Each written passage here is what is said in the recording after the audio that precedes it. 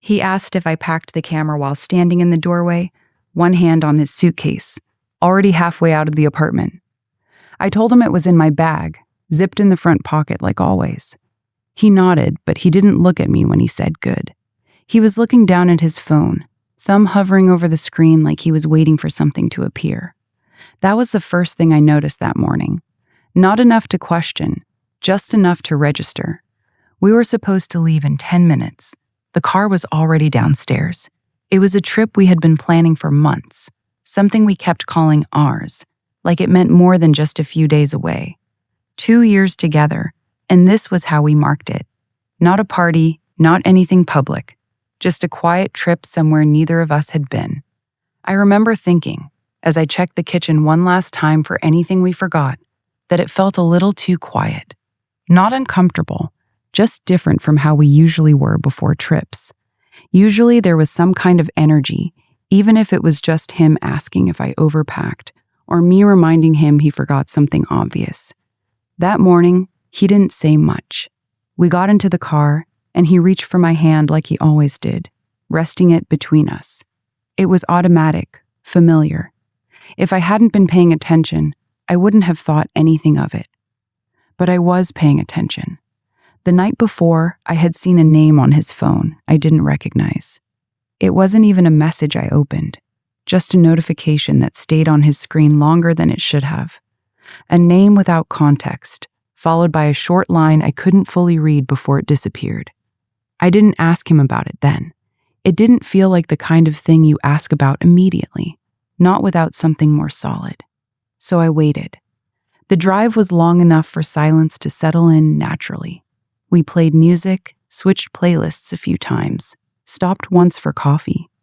At some point, he started telling me about a project at work, something about deadlines and a coworker who wasn't pulling their weight. I listened, nodded where it made sense. He checked his phone 3 times during that conversation. Not quickly, not casually. Each time long enough that he had to pause mid-sentence, then pick up where he left off like nothing happened. I didn't interrupt him. I just watched. By the time we arrived, I had already decided I wasn't going to ask anything yet. The place was exactly how we expected it to be. Quiet, a little removed from everything. The kind of place where time feels slower without trying to.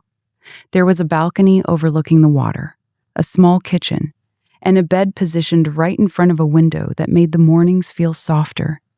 He said it was perfect, and I agreed. We unpacked, took a few pictures, sent one to his mom because he said she'd been asking about the trip. He handed me his phone to show me something, and I saw the same name again in his recent messages. Still no context. Just enough to confirm it wasn't a one-time thing. That night, we went out for dinner. He chose the place, said he had read about it somewhere. It was nice, nothing too formal. We sat across from each other, and for a while, everything felt normal again. He asked me about my work, about a friend I hadn't seen in a while, about plans for when we got back. It was the version of him I was used to, present, attentive. Then his phone lit up on the table. He turned it face down almost immediately. Not quickly enough to seem natural, but not slow enough to draw attention if you weren't already watching. I didn't say anything. I remember focusing on something small instead. The way the glass of water in front of me had condensation forming at the bottom. The way the light reflected off it when someone walked past. He noticed I was quieter than usual and asked if I was tired.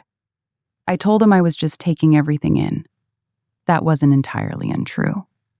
Over the next 2 days, I started to see the pattern more clearly.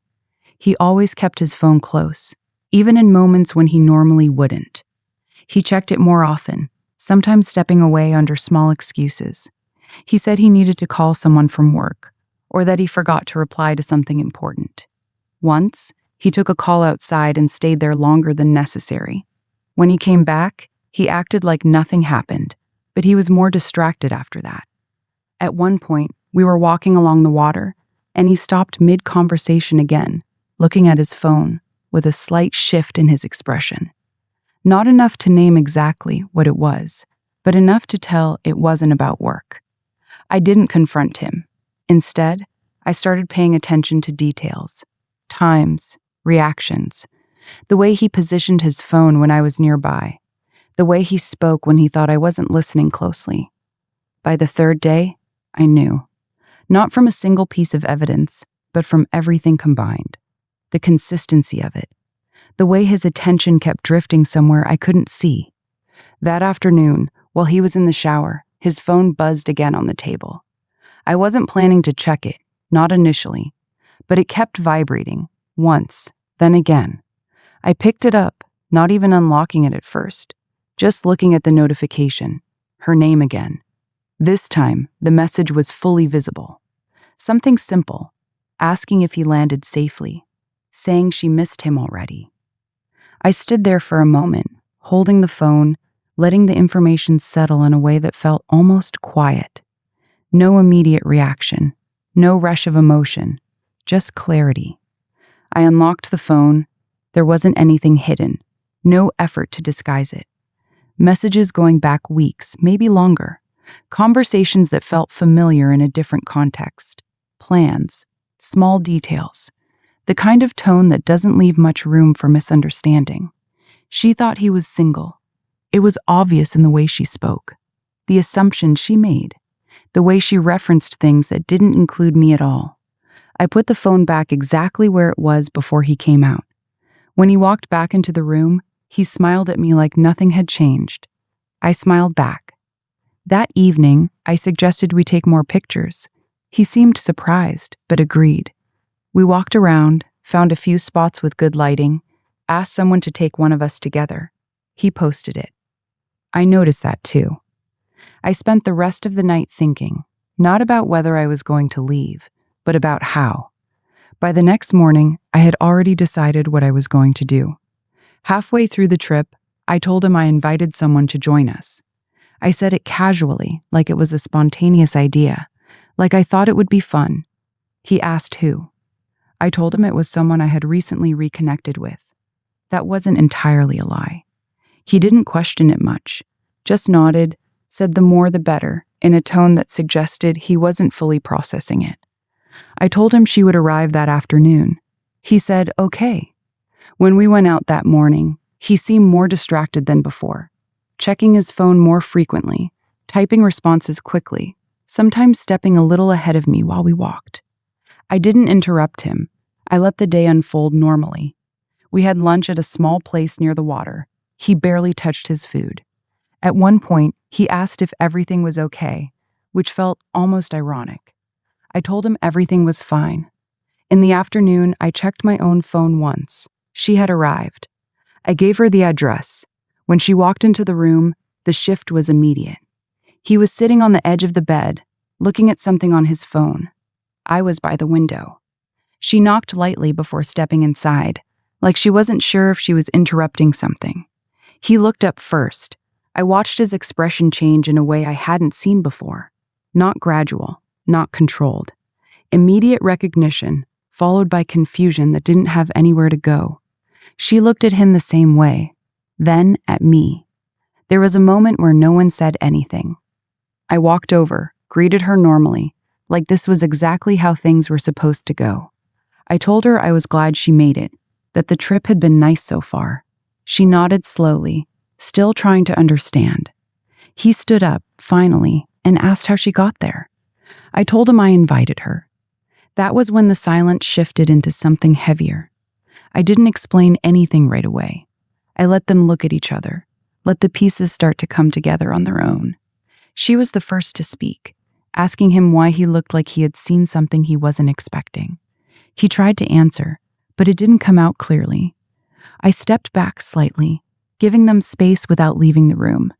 He said something about this not being what it looked like. She asked what it was supposed to look like. I remember standing there, listening, not feeling the need to interrupt. It unfolded quickly after that. She mentioned things he had told her, details about his life that didn't include me, plans he had suggested, the way he had described himself. He tried to adjust his explanation as he went, but it didn't align anymore. At some point, she turned to me and asked how long we had been together. I told her. Her expression changed again, But this time it settled into something more grounded. She wasn't angry at me. She wasn't even angry in the way people usually expect. She just looked at him differently. I didn't raise my voice. I didn't list everything I knew. I didn't need to. Everything important was already in the room. He tried to explain himself again, this time to both of us, but it didn't land. There wasn't anything left to clarify. After a while, I picked up my bag. I told him I was going to leave early. He asked where I was going. I said home. He didn't stop me. She didn't either. I walked out without rushing, without looking back. The drive back felt quieter than the one we had taken together, but not heavier, just quieter. When I got home, I unpacked slowly, putting things back where they belonged. I didn't check my phone immediately. I knew there would be messages, but none of them felt urgent. Later that night, I looked. He had called a few times, sent messages trying to explain, asking to talk. She had sent one message. She said she didn't know. I believed her. I didn't respond to either of them right away. Over the next few days, I went back to my routine. Work, small errands, meeting a friend for coffee. Everything felt the same on the surface, but clearer underneath. Eventually, I sent one message, not to him, to her. I told her she didn't need to apologize for something she didn't know about. She replied once, saying she understood. That was enough. I never asked him for an explanation. I didn't need one anymore. By the time he came back, everything that mattered had already been said without me saying much at all. I had seen enough, understood enough, and decided enough. The rest was just distance. I didn't trap them. I just removed the distance they were hiding behind.